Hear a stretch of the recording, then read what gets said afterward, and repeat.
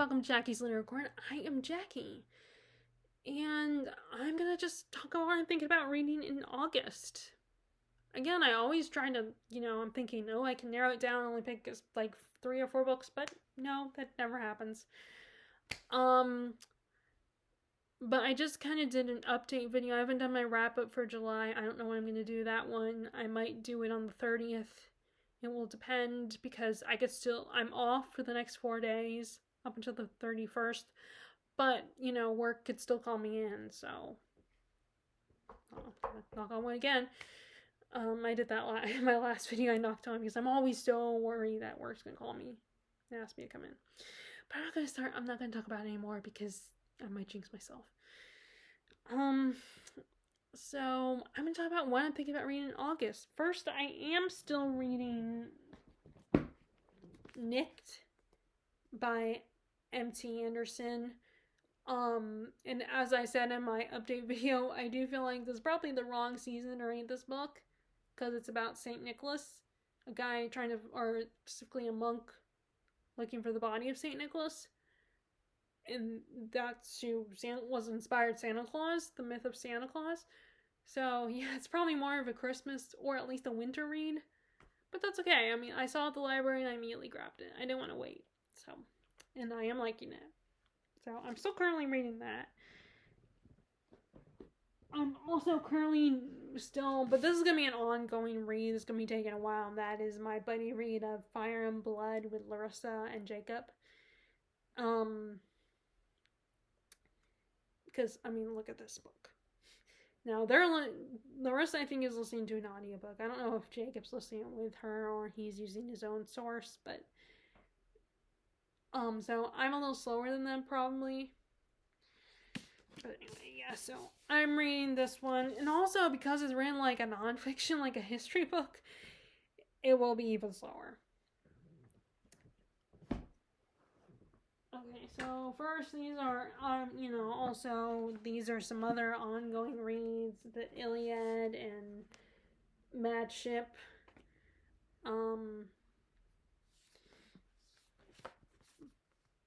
And this feels, I thought that, Live Ship Traders is a perfect summer read because it's, a seafaring story. And I feel like, summertime, that's when you read seafaring stories. Because, you think the beach and the pool and going on adventures. And I did mention these books. All 4 of these books I'm currently showing you are books that I mentioned in my update video that I'm thinking about picking up. But I'm just gonna, this is basically me elaborating more and continuing and talking about other books that I might pick up. But also, so that's Lives of the Caesars by Suetonius and Aristophanes, the plays. So now that I'm kind of wanting to get back and give ancient works a try, literature and historical fiction, I thought it would be good to start with some of the plays. Plus, they're the ones I have. Like, I have a very small collection of ancient literature. I don't have a lot, so I'm slowly getting in, reading. I will be slowly obtaining it. But this includes Lysistrata, Acharians, and the Clouds. And I believe he's more of the comedies, which you guys, I mentioned in that update video that I read. Sophocles' The Oedipus Cycle, which is, drama. So I'm going to go with this one. And so I'm going to read these. I want to read these. I have a good chance of getting these done because they're a little bit shorter. Okay, so then we have the Galapagos by Kurt Vonnegut. This was the next Vonnegut I wanted to check out. I still haven't read this, but again, I thought this would be perfect for the summertime because it's on an island. And it's there's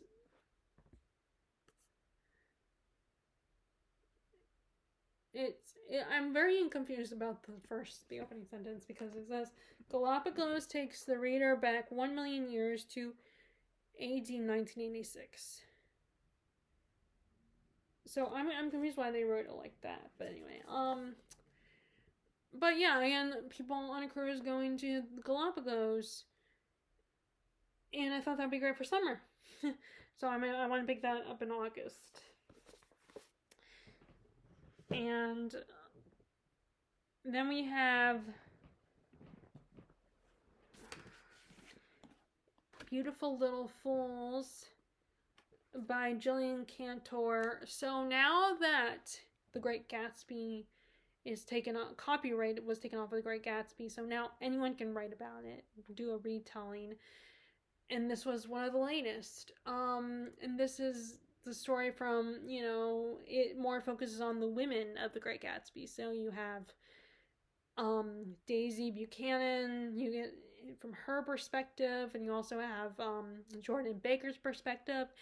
And then you actually had the sister of Myrtle Wilson. And she is actually a suffragette character. Her sister is. So, which I don't remember. I'm trying to remember. I think she had a sister. I think there was a sister in the original Great Gatsby. I don't know if it was a sister or a friend that was in the story. Like, she might have been mentioned. I'm trying to. I don't remember those parts when, like, Tom takes Nick to meet Myrtle. I'm trying to remember if it was the sister that was in the apartment or a friend. I'm trying to remember anyway. And this is not the first time they focused on the female characters. Like, there was the other one that was about Jordan, and she was actually, they focused on her and how her career, and they also had her as an Asian woman in the story. And I did see at Gibbons Bookshop, there's a book called Nick, that I guess it's Nick's story retold or something, or Nick before he met Gatsby, possibly. But yeah, so they're just coming out, they're pumping out books. It feels like there's quite a few out there now. But I love The Great Gatsby, and so I thought I would, and this sounded really good. I saw this one actually at Books A Million. So but I might have bought this at via Gibbons Bookshop, because it is a little bit cheaper. It was a little cheaper there than it would be at even at Books A Million, although it was on the clearance rack, on the clearance shelf. But so yeah, I thought, I don't know, but I always think of this time period, and the setting of the book felt very spring summer read. The kind of this story. So there's that. Oh, I forgot to grab another book I want to read. I want to finally get back to is that biography on Zelda Fitzgerald that I originally had borrowed from the library, but it's a long book, so I returned it, and I promised myself I would buy it at some point, and I finally bought it back at the end of June or the beginning of July. I don't remember. I got it off of Third Books. So I was like, I'm going to return to it, finally read it. So that's another one I wanted to read this summer as well, before the summer ends. So there's that. So, and then we have, so this one, I'm not sure if I'm going to read this during the summer, or I could still read during the winter time, but this is, and I actually saw the other books at Books A Million last time I was there. But this is The Star and the Strange Moon. I don't know. I might not read this during the summer. I don't know. I might wait. But I don't know. I might, maybe I should read it. Or at least read it in September, maybe. But so this kind of has two timelines. You have the past timeline in the 60s. Yeah, in the 60s, this woman this Gemma Turner, she dreams of stardom. She wants to be in the movies, and but then at one point, but then but she ended up, she got to the point where she was losing relevancy, and she gets the chance to participate in this one very unique movie, and she gets possibly sucked into the movie, becomes trapped in the movie, and like just basically is seen as someone who just disappeared. And so in 2007, I was trying to combine the word seven and summer. In 2007,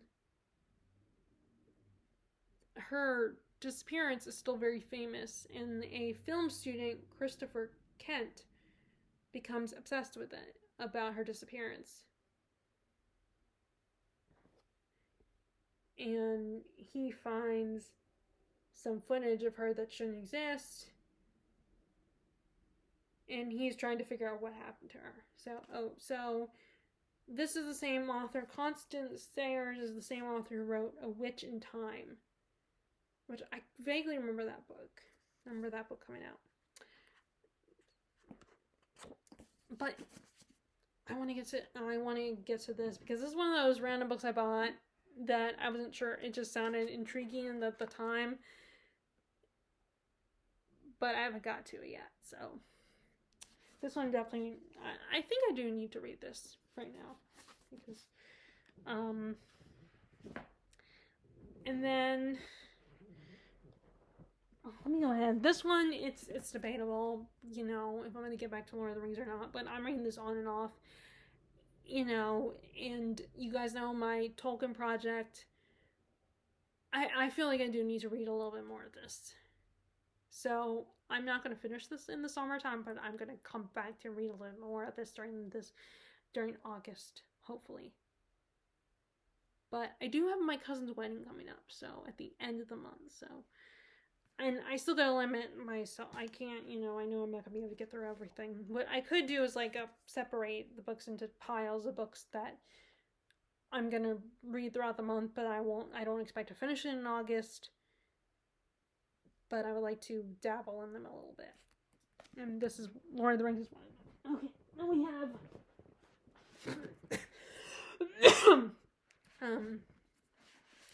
so this one, even though this is set in the 50s, it kind of gave me similar vibes to all the books like that biography about Zelda Fitzgerald and Beautiful Little Fools. That's in the 20s. Both that's related to the 1920s, and this is the 50s.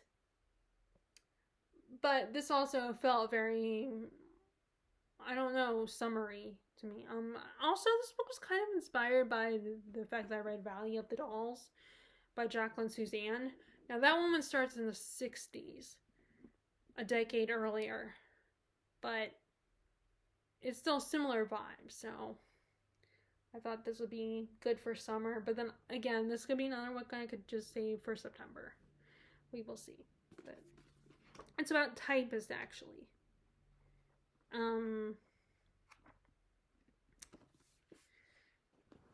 And then, so this was the one that I got that was actually got it really cheap. Not at Gibbons, but at Books A Million.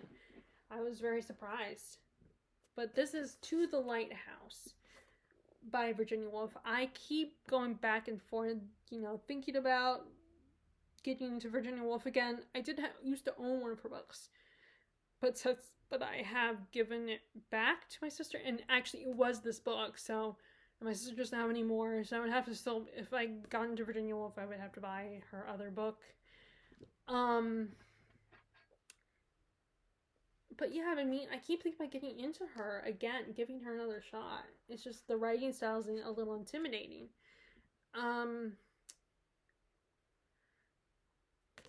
But this is basically about the Ramsey family living, and it's summer, living in a summer house. So it this one I definitely feel like I should get in August because it's the summer. You know, it takes place during the summertime. But it takes place also in Scotland. It's kind of, you get the perspective of each of the family members, and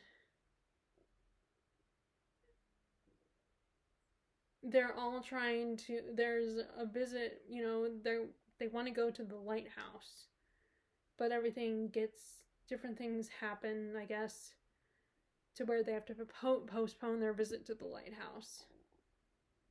And I think that's basically what it's about, like them planning this visit, but then all these different things keeps getting in the way, and preventing them from going. But yeah, and this was one of those things where I kept hearing about Miss Dalloway, but I wanted to get the original book that I had before, that I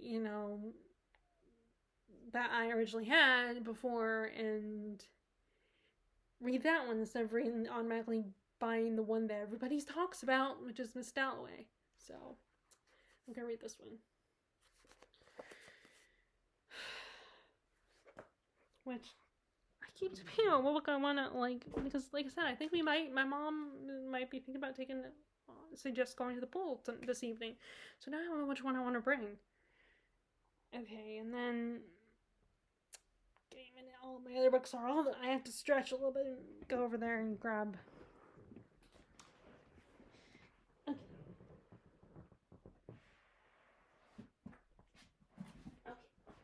Alright.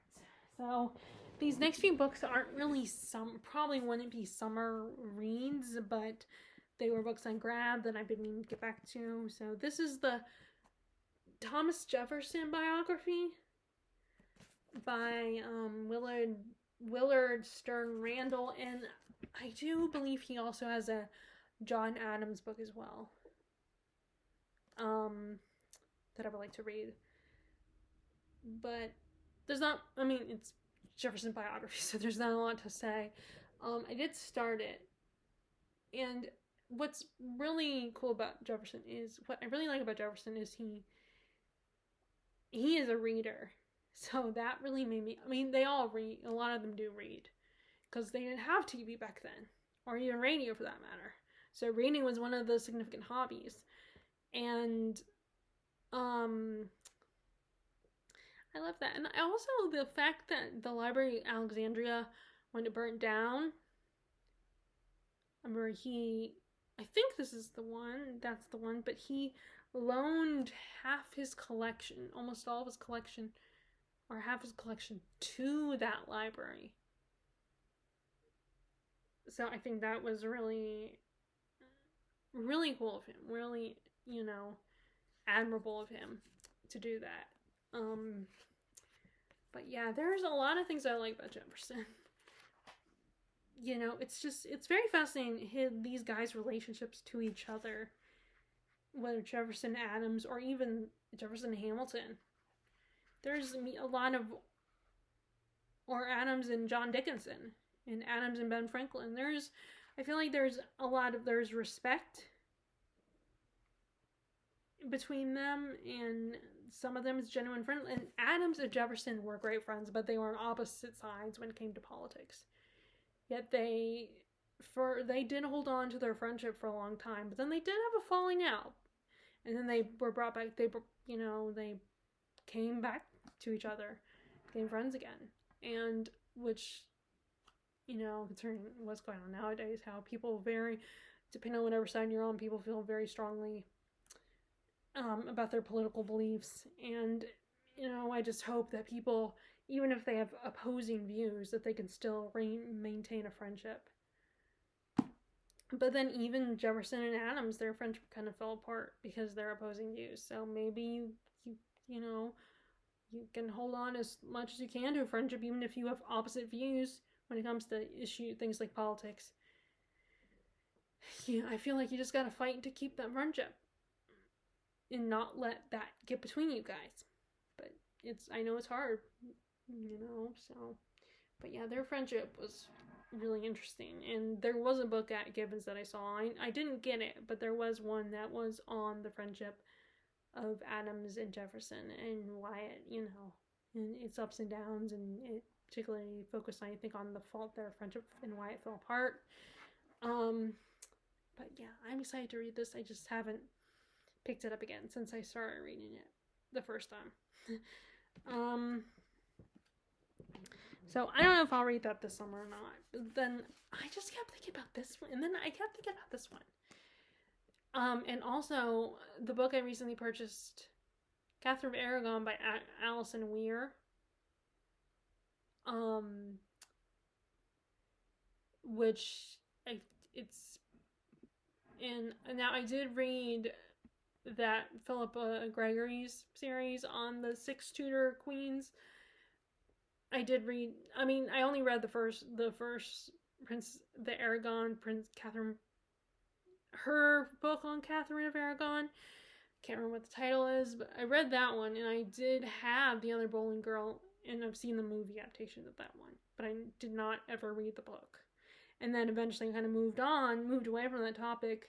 Now I'm interested in it again, and I've heard a lot about Alison Weir and heard that she's a great historical fiction author, so I decided to come from her point of view, her angle, look at her angle on the Tudor queens and everything. So, plus that's Philippa Gregory, not Boyens. She's a completely different person. But Philippa Gregory, I did see that series, a bunch of books from that series, but I decided to go with the Alison Weir book because someone did mention her on Goodreads. I mean, not on Goodreads, amongst the booktubers that I watch. So I don't remember which one. I don't know if it was Sophie from Redhead Reading or maybe Shelley Swearigan or someone mentioned Alison Weir. But anyway, so there's that. And then, so I bought that book, but then I was like, I bought this one a long time ago and I keep meaning to read it. So I am going to get to this one. I think I might read this one first. And I know it's a trilogy, so there's the Mirror and the Light. I think this, or no, that might be the third book. I'm trying to remember what the second one is called. There's one that's really a lot shorter. Like, I think the second one is surprisingly short. But yeah, so I'm gonna read. There's also this one too that I want to get to. And I think I need to get to this one first because this was the first one I got from. The other one was a more recent purchase. So and this is basically the Tudor court and King Henry from Thomas Cromwell's perspective, and basically a story about him and how he came to be, because he is very much a villain in the story of, you know, the Tudor family, and this is kind of more about him, and is he as much of a villain as he is painted? Although I think the true villain in my opinion is King Henry. You know, personally, I feel like King Henry's the true villain, or I don't know, maybe he's the puppet villain. I don't know. I mean, at the moment, but I don't know a lot about Thomas Cromwell. So, although I think the series, the Shard Lake series, which I'm listening to that on audiobook, I've listened to the first book and the second book. I just didn't review. I have not done reviews for them. And that one, I think it's Thomas Cromwell that is in that one. I think it's during the Tudor period in Thomas Cromwell, because there's also an Oliver Cromwell, which I don't know if he's the father of Thomas Cromwell or the son of Cromwell, or the son of Thomas Cromwell. I do not remember. I don't know. I remember Alan from the library, Alexandria, mentioned both Cromwells, but I don't know if he said who was who, but I need to look that up. I do need to get back to, I'm holding up my Kindle because this is where I have Blackwater, and I'm almost done. And unlike Moby Dick, which I decided to DNF finally, you know, I want to get back to this one. And it is on my Kindle. Hence why I'm holding this up. But I haven't got to it yet, so. I will get back to it though. Okay. Now, again, I'm gonna have to reach over because the rest of the books are all the way over there. Okay, and then we have, I do not know what, well, I guess going by the cover, for one, but, I figured my next Shakespeare I would read is, The Tempest, which is funny. I know that a lot of people talk about this one is a lot harder to read and not the best place to start, so, and I've already read a bunch of Shakespeare, so I think it's okay. I'm not starting with this one, but I want to finally get to this one.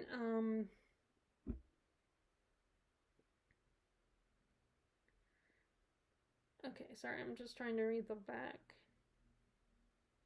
Okay, yeah, it doesn't give plot summary at all, which is really annoying. I don't like it, those classics that don't give a plot summary of the book on the back. They just talk about, like, the play and how great it is and, like, what these editions contain and all that. They don't actually give a plot, which is really a plot description. And I find that really annoying because it's like, I want to know what it's about. I'm not just picking up this classic because it's a classic and everyone loves it and thinks it's brilliant. I mean, that might be part of it in a small way, but for me, I want to know what it's about. I'm not going to read just any classic just because it gets praised. You know, like, because even Ulysses, like, I have got an idea what it's about, which is a loose retelling of the Odyssey. It's this guy going up one of these guys, Stephen Dedalus, he's going about his day, and it's just one day, and he's having problems with his wife and everything. So I have some idea of what the book is about. That's why I want to read it. But I mean, yeah, it is a contributing factor that, it's one of those must-read books. So I want to continue trying it. But anyway, yeah, so it's really annoying when they don't give a description of the plot. But I believe there is a sorcerer in this, like, sibling sorcerers in the book, I think. But yeah, I'm gonna get to this as well. What I need to do is go through this pile that I have here and figure out which one actually would probably fit the season. So I cannot tell you what it's about. It's another thing. I can't explain to you what it's about. I mean, you guys might know if you're familiar with The Tempest, but okay. Oh no, you don't. Okay. Then we have.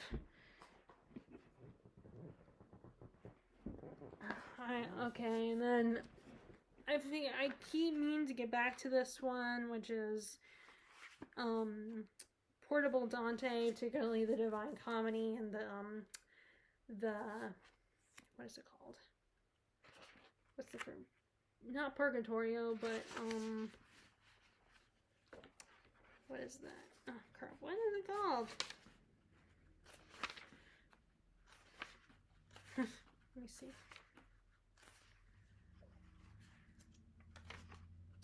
Inferno. I gotta get back to Inferno.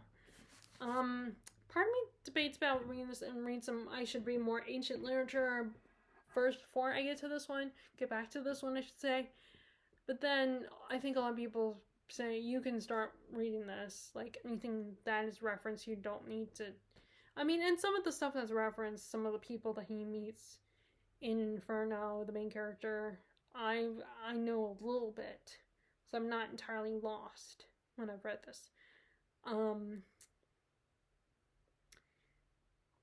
So I need to get back to it anyway. So, what, I might just go ahead and pick it up. But, go ahead and get back to it. Okay. Alright. Okay, so then we have, don't worry, four more to go.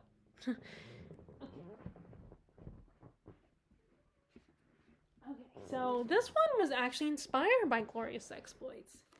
And that is Thucydides, The History of the Peloponnesian War. And Glorious Exploits takes place during during this time or after the Peloponnesian War. I think a lot of people say in their reviews when they talk about the book that it is during the Peloponnesian War. And because it inspired me to pick up this, because I have this book. The only thing is it is in mass market, which there's only a few of those that I have. I mean, this might be the only one that I have. But it's a little intimidating read. And then, like I said, it is a mass market, and mass markets are not my favorite, but I don't know. What I might do is attempt it, and then maybe keep an eye out for a regular size paperback on this book at Thrift Books. Because it's a slim chance it would show up at Given's bookshop. But maybe I can find it on Thrift Books, a regular size copy. But I will stick to this one for now. Like I said, it is one of those ones that... And I almost want to go ahead and start reading this before I lose momentum and motivation to read it. Because that's the problem with these kinds of books. Sometimes I get motivated to pick it up, but then if I wait too long, then I end up not doing it. I end up chickening out. And it sits there on my shelf for years. To the point where I eventually, I'm not interested anymore. And get rid of it. So I don't want to do that. So... And I can't really, like I said, it's the history of the Peloponnesian War, so I don't have anything to say, except for I know that it involves the Athens and the Syracusans, and how, let me read the back. So, written 400 years before the birth of Christ, this detailed contemporary account of the long life and death struggle between Athens and Sparta. Oh, it's between Athens and Sparta. Stands an excellent chance of fulfilling its author's ambitious claim. Thucydides himself was an Athenian and achieved the rank of general in the earlier stages of the war. He applied thereafter a passion for accuracy and a contempt for myth and romance in the compiling this factual record of a disastrous conflict.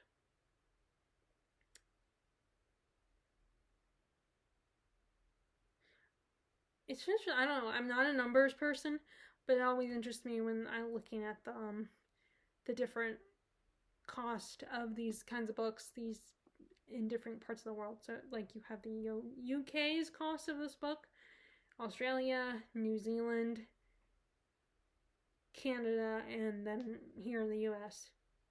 I mean, I don't like numbers, but it's still kind of interesting looking at the different price. It's more expensive in New Zealand to get this book than all these other countries.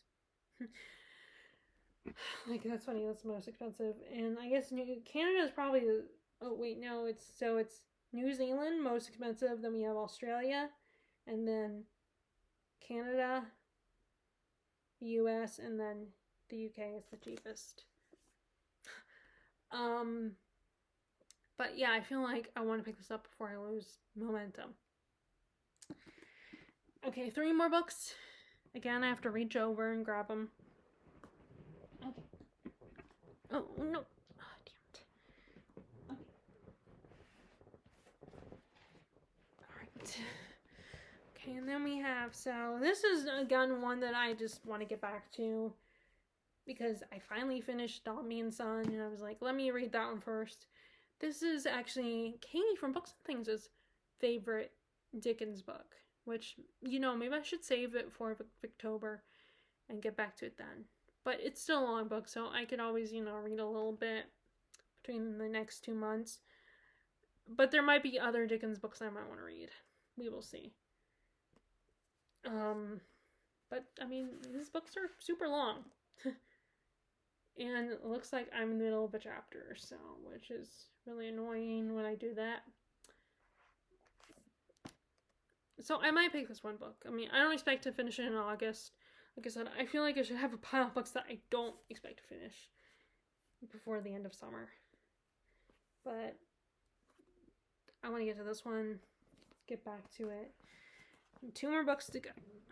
And this is Our Mutual Friend. And then We have Armadale, and like I said, this cover made me think of summer because, again, it looks like they're on a ship. But, and it, it is actually kind of a creepy, it is kind of a creepy cover.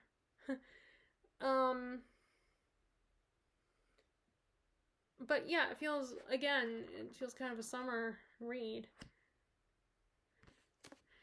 And then after when I read this one, I just have the Moonstone, and then I'll buy more Wilkie Collins books in the future.